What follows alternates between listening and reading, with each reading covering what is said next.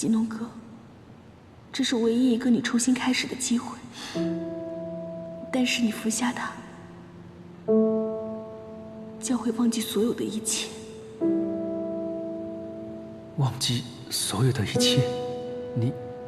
师尊说了，只有你心无挂碍，才不会被神王附体。也就是因为我们才会变成今天的样子，所以我要你忘了我，忘了我们所有人。我不想忘了所有人，我更不想忘了你。可是我没有办法，我不能眼睁睁地看着你受苦，眼睁睁地看着你这么折磨自己。我不可能吃的。如果你要我忘了你，我宁愿去死。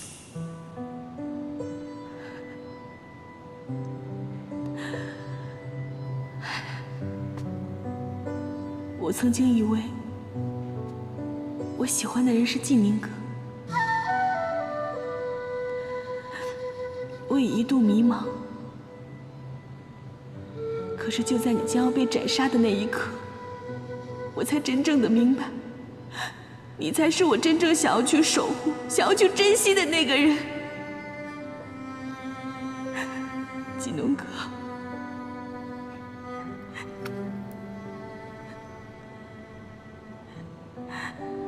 你这一次听我的，服下它好吗？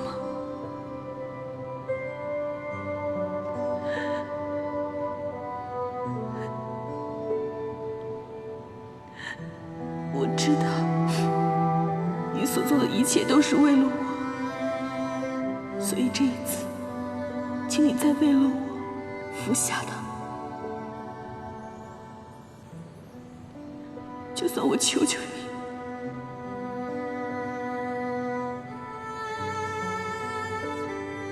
求求你。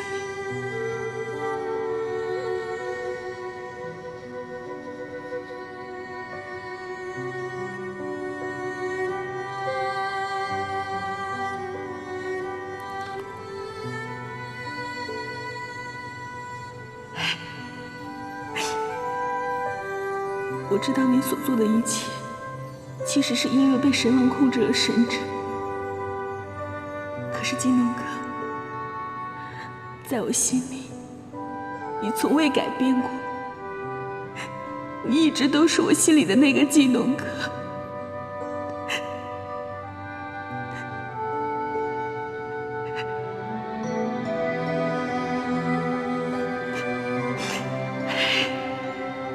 等你醒来，就不会再有任何痛苦了。你一定要好好的活下去，吉农哥，我永远都不会忘记你。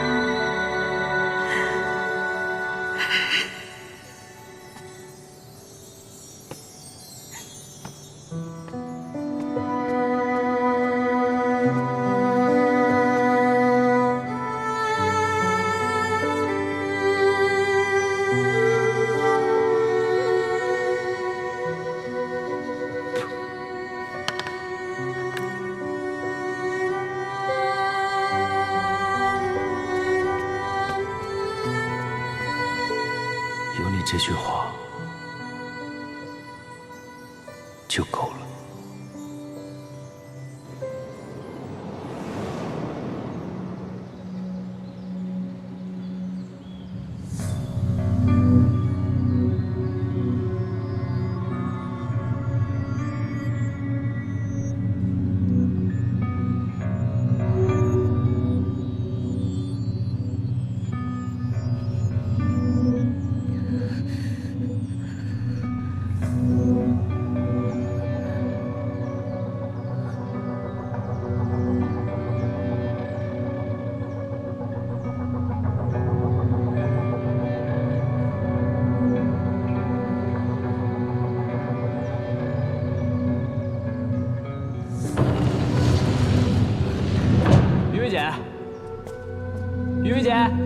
九灵找到了啊。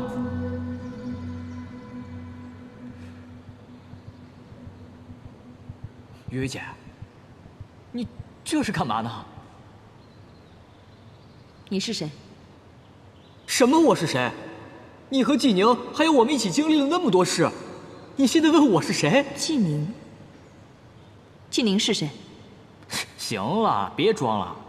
你要是不知道纪宁是谁，我就不知道吃饭是什么。说，纪宁到底是谁？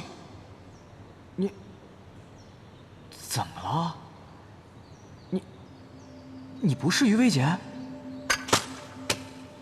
对不起啊，我认错人了，我先走了啊。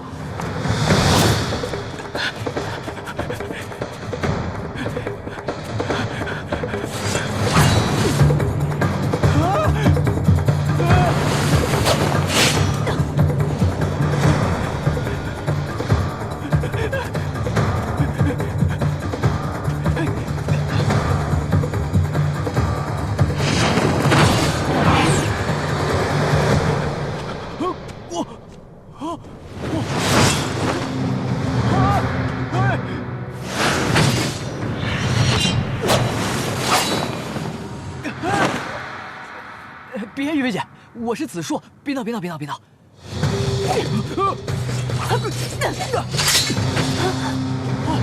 喂，你是谁？我是谁？我是纪宁。纪宁。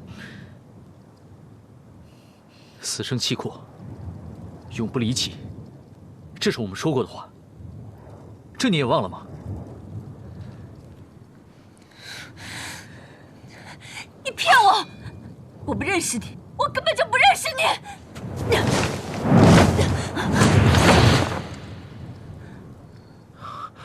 雨薇，你是谁？雨薇，我是东七啊。东七。你还记不记得我说过的话？你说什么？我不知道你说过什么。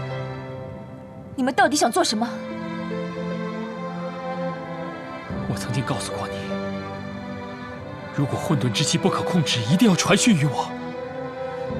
雨薇，你千万不要被混沌之气所控制。雨薇，你一定要马上清醒过来。一旦你被混沌之气所吞噬，你就会彻底忘记你自己。你到底在说什么？我怎么什么都不记得了？我是于薇，我到底是谁？我到底是谁？于薇，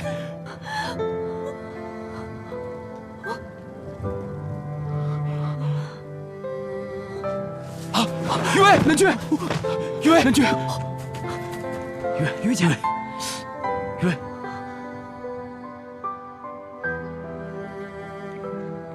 他怎么会这样？于薇怎么样了？雨薇现在体内的混沌之气在急速增长，增长的速度异同寻常，像是受到了某种物质的催发。你有没有发现，雨薇每次回到黑白学宫以后，她体内的混沌之气就会剧增，而且就像今天这样，失去了意识。确实如此。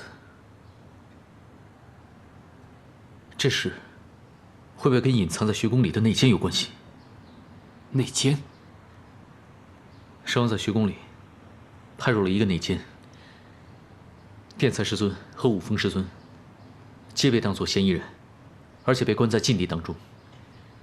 但是我们都很清楚，真正的内奸还在这里。你这么说，倒是让我想起了一件事情。神王在封印之时，一直用神识跟我联络。可是除此之外，暗中还有一个神秘人与他秘密联系。此人的身份极为隐秘，恐怕普天之下，也只有神王一人才知道是谁。我怀疑这个人可能是长青剑仙。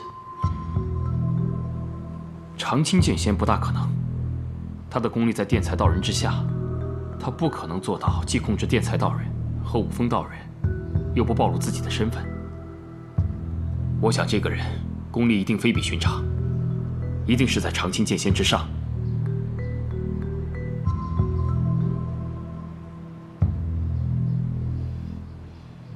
君宁，君宁，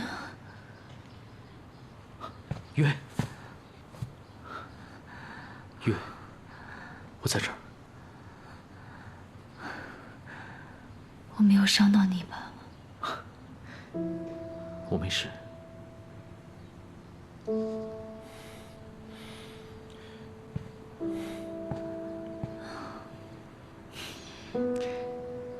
刚好东七出现了。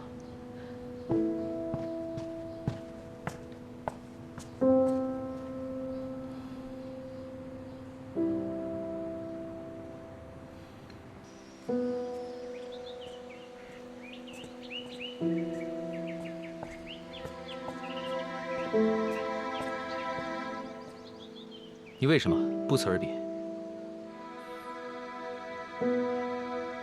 我怕我自己动摇。动摇？其实你应该很清楚，在这之前，我曾经一度将雨薇错认。雨薇与他太过相似，就仿佛南君再次出现。经过上次一事，我才终于放下执念，认清这一切。雨薇只是雨薇而已。你不会的。哼，为什么不会？在你眼里，我应该是和神王一样，都是恶人吧？你不是神王。神王为了一己私欲，不惜让生灵涂炭，但你却有你自己的道，而这道就是你对南君的爱。这份爱纯净的容不下半丝杂质。你不会再将玉薇看作南君的，因为你不会让你对南君的爱有半丝虚假。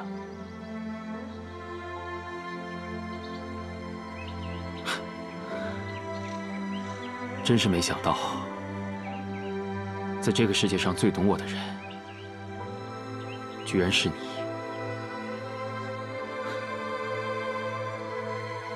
另外，我知道灭族之事跟你无关，是我一直误会你，我向你道歉。这个以后就不要再提了。除了道歉，我还欠你一句谢谢。在我无法守护余威的时候，是你救了他。说真的，我曾嫉妒过你，但是后来当我明白爱为何物之时，这份嫉妒变成了感激。如果没有你，恐怕我早就失去余威了。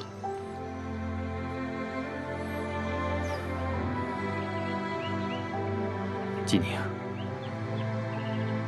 请你好好对他。你放心，不管何时何地，我都会守在余威身边，不让他受到半丝伤害。好，我记住你今天所说的话。如果你有半点食言，我会第一时间带他离开。一言为定。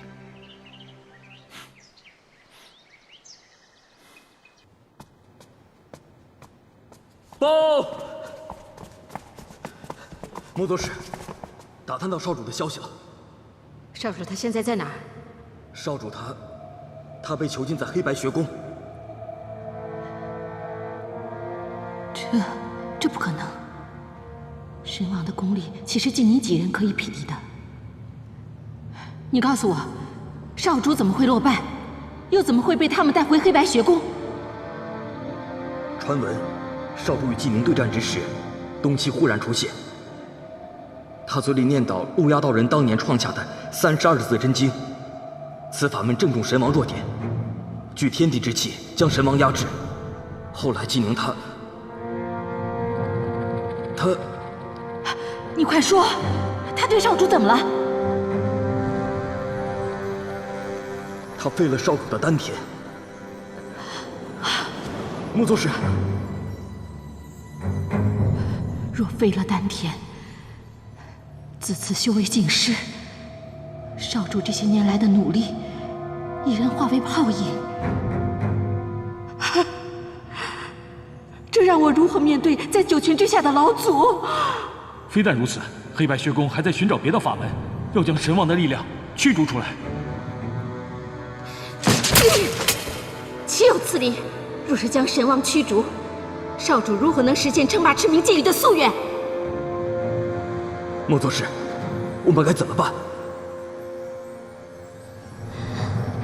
去，召集所有族人和无间门门徒，我们血洗黑白学宫，救回少主。是。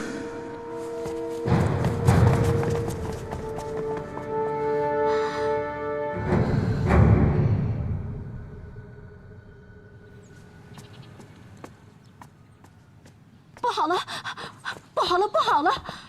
怎么了？九莲师姐，少岩市进攻宫门，宫门的结界马上就被攻陷了。怎么会这样？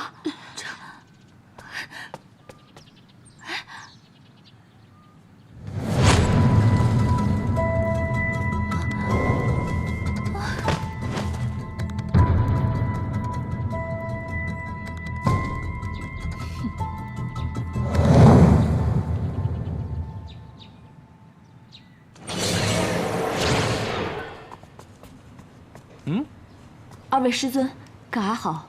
我们尚可自保，你们无需担心。这吴江仙府一行可算顺利。你们聊吧，我一会儿回来。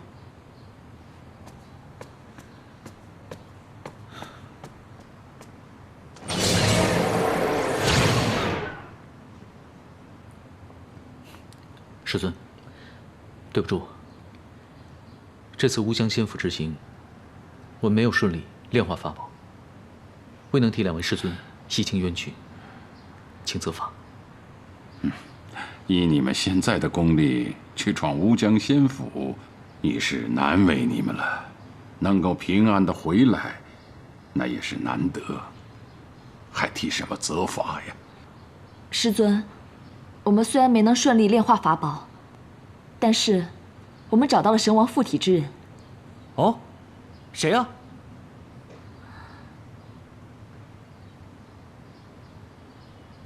无间门门主，少岩氏少主少岩农。季农？没想到当初的季农，变成了现在的少岩农了。师尊，莫非您早就有所察觉？当我见到季农的第一眼，佛尘便有所颤抖。我掐指推算，他命中会有此劫。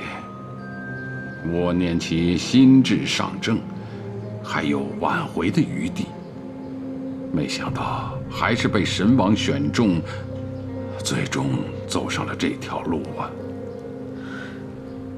师尊，如果可以把神王的力量驱逐出去，那么季农就可以重新开始，这不算太晚。哼，这倒是个办法，但并非是个好办法呀。这驱逐之法是什么呀？施法过程艰险万分，而且这是常人能够承受得了的吗？不管情况有多艰难，我跟季农都不会放弃。既然如此，唯愿季农能够逃脱此劫，重获新生。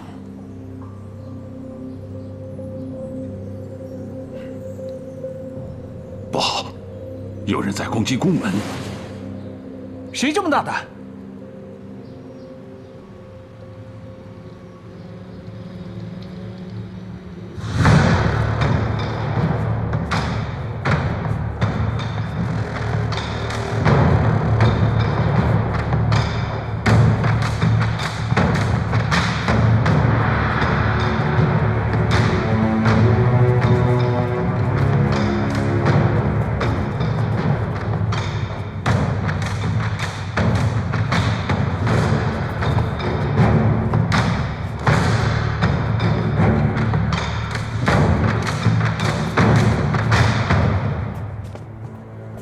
把你们的长工给我叫出来。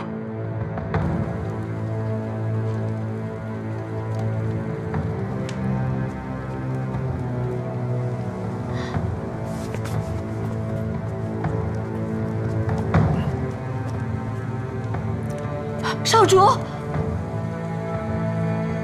墨尘，我黑白学宫乃清净之地，请你们即刻带人离开这里。如若不然，我真不敢保证邵延农在学宫的安全。哼，现在的黑白学宫早已不同往日，明霄道人尚在闭关，辩才道人和五峰道人皆被囚禁。现在，除了这些乳臭未干的弟子，也就只剩下你一个人。难道我们少严氏还怕你不成？哦，那就尽可以放马过来一试啊！我倒要看看是你们少严氏的人厉害，还是我长青剑仙的法力高强。不过你别忘了，这位可是你们少严氏的少主。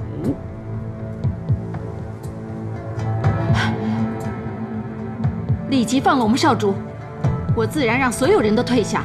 不然，你以为你手中有我们少主，我手中就没有你们的人吗？带上来。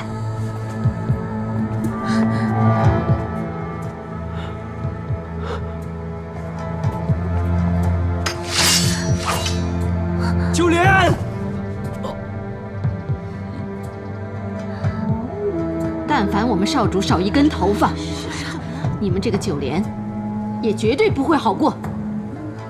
长青剑仙想保住他的性命，就赶紧把我们少主放了，否则我就让东岩市的少主死在黑白学宫。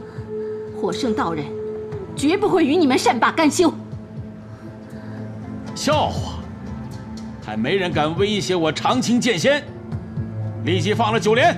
你们先放了我们少主！不可能！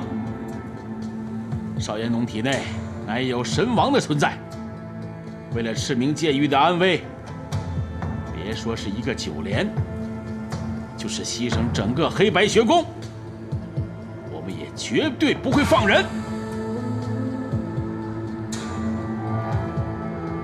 好，既然如此，那我就先杀了他。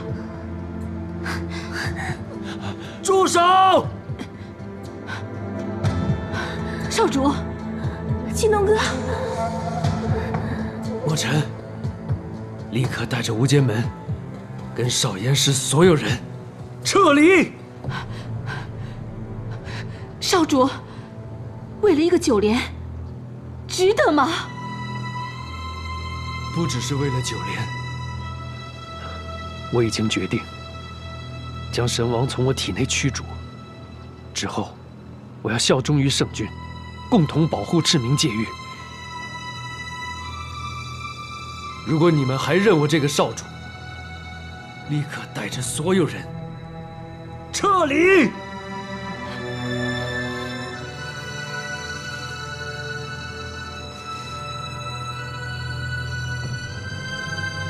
走啊！所有少严氏和无间门的人，全部撤离！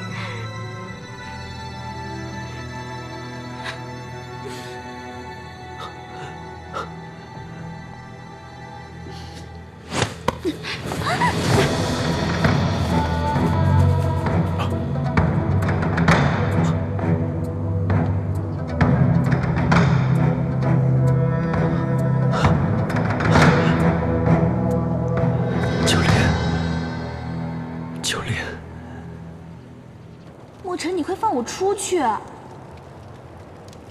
我真该一剑杀了你，这样从此以后，少主便不会再为你哭为你笑。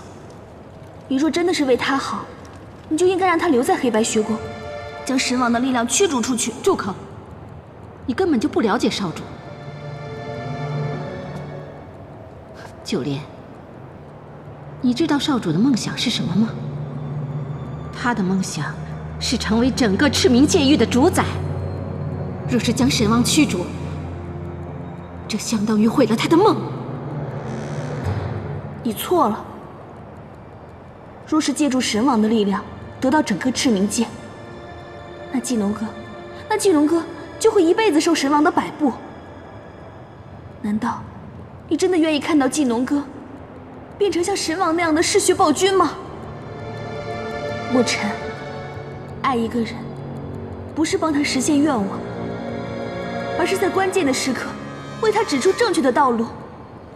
否则，你的爱将会害了他呀。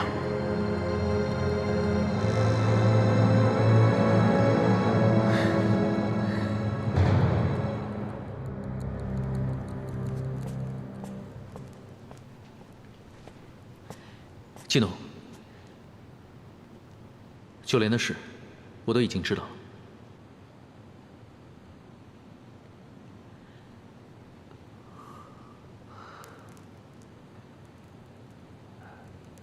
你找到九莲了？你放心，墨尘很清楚你对九莲的感情，他不会伤害九莲的。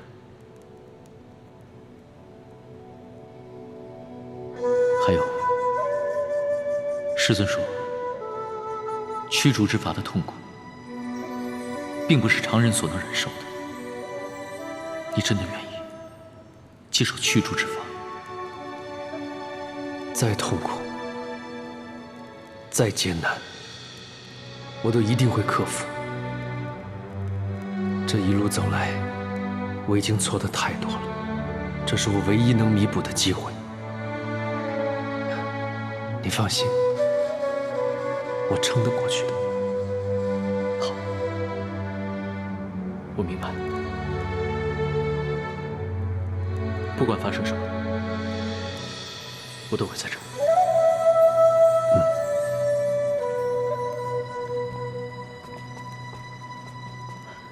师尊，今日为师就对此人实行驱逐之法。你二位切记，在我施法之时，不论出现什么情况，都要全力以赴为我护法，否则后果不堪设想。是。是。邵彦农，你可准备好了？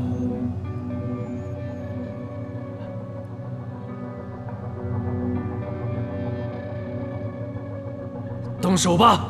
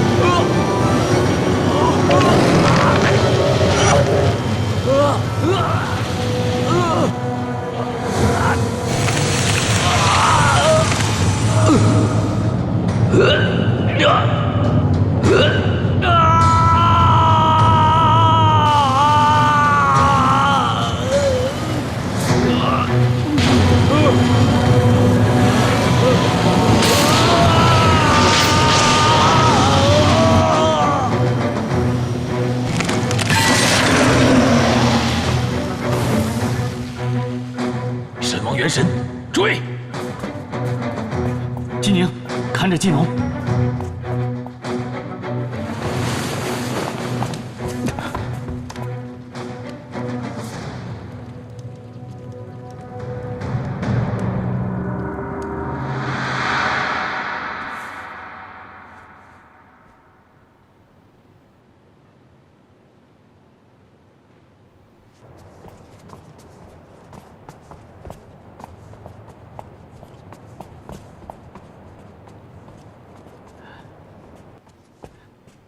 纪宁，神王的元神逃走了。师尊，纪农的情况怎么样？看来他是丹田被毁，修为尽失，元神也受到了伤害。现在的功法不足以护体了，恐怕……老大，你在此好生守护。一有事情，即刻禀报为师。是，师尊。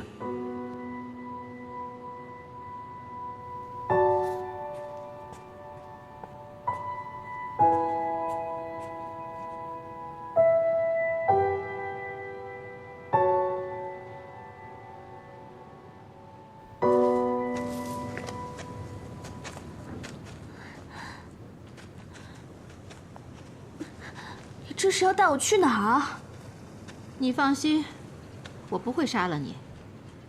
我只是把你带到一个无人的地方，任你自生自灭。你为什么要这么对我？哼，只有你消失了，少主才会没有任何干扰，完成振兴少严氏，才能称霸赤明界域。墨尘，你要怎么对我都可以，但是你不能再让纪农哥他误入歧途了。这样用血腥和残暴换来的权利，只会让人仇视和怨恨。这样得来的天下，又有何意义呢？你给我闭嘴！你是永远都不会明白，在这个世界上，只有我懂得少主，只有我一个人。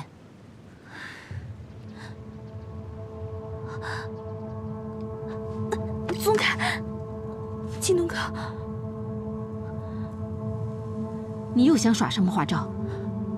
墨尘，是纪农哥，他出事了，我要回去救他。不可能，我已经在心里发过誓了，再也不让你与少主相见。墨尘，你真正爱的人，根本就不是纪农哥，而是你自己。你只会私自的占有，和毫无立场的追随。难道这就是你对纪农哥的忠诚吗？你。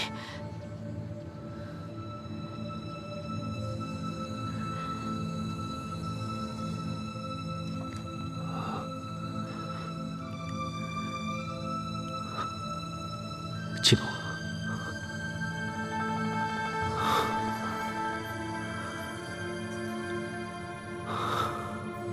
你能原谅我吗？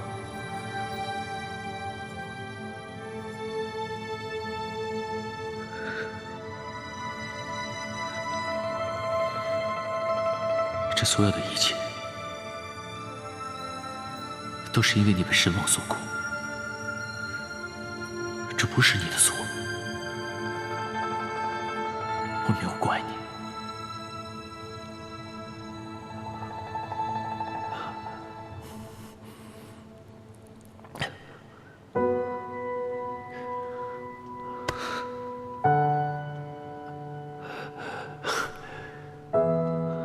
真希望这一辈子都能跟你做兄弟。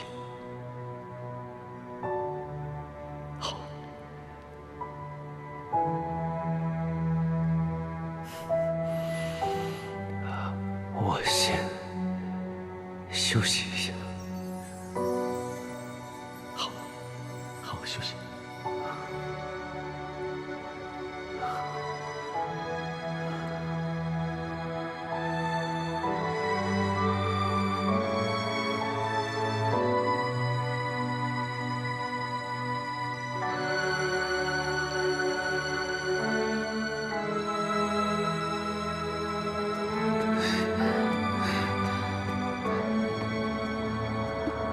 九莲，九莲，你逃出来了，没事吧？我没事。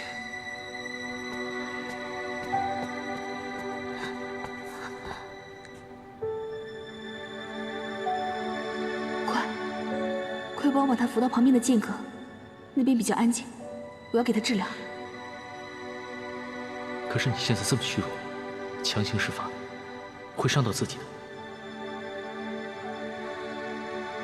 曾经那么多危难的时刻，都是季农哥挺身相救。这一次，他落得如此境地，我又怎能只顾着自己？好，看到季农忍受阵法的痛苦，我就忍不住想，如果当初我没有进血宫，没有丢下季农，他就不会走投无路，投降无间门。那么这一切就不会发生。罪魁祸首不是沈王。每个人要走的路，都是自己的选择。季农变成这个样子，不怪你。季农的本性一点都不坏。我见过很多弱小的氏族，他们家园被毁，流离失所，但是他们依然没有坠入魔道，没有走火入魔。他们依然在赤冥界域陷入危难之时，用尽自己的全力匡扶正道，斩妖除魔。季宁，决定一个人命运的，不是外在的境遇，而是内心的坚持。是，季农是犯过错误，但他已经悔改了。他为了驱逐神王，还差点丢掉了自己的性命。我不否认他悔过了，但是他在乌江仙府这么执意的要杀你，现在又甘愿驱逐神王，你不觉得这一切进展得太过顺利了吗？你还在怀疑季农？你冷静想一想，从他进入无间门到变成门主，这其中经历了多少磨难？他怎么会这么轻易就背叛神王，这么轻易就放弃他辛苦打拼来的地位呢？况且，他早就把季氏当作杀父仇人，他与季氏不共戴天。就算他没有被神王控制，恐怕他内心早就变了。事情并不一定是你说的那样，我还是相信季农。我知道，我说这些话会让你很难受。我知道你跟季农的感情，但是季宁，我不想你受到伤害，而且他还是你最信任的人。我知道你是为我好，但我还是无法接受。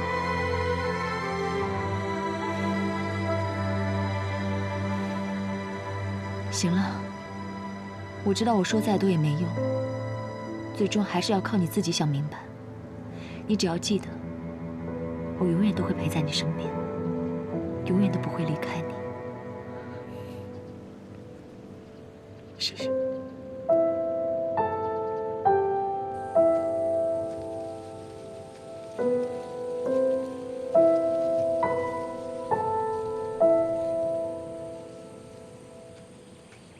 门主，您让我查找的消息，已经找到了。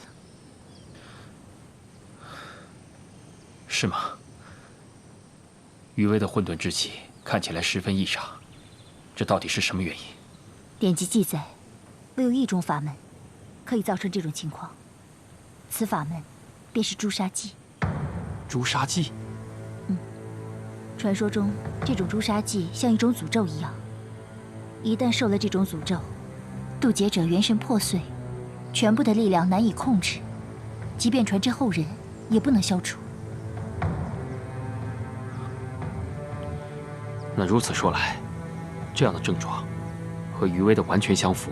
非但如此，此种诅咒如同诛杀胎记一般，施法者一旦被施法，不论多久，都能根据这个记号找到其后人。神王曾经说过，不管再过多久，他都一定能找到南君的后人。难道这一切都是他的阴谋？我还查到了最重要的一点，此种法门便是暗黑秘术中的一种。神王，你对南君所做的迫害，我全部要一一还回去。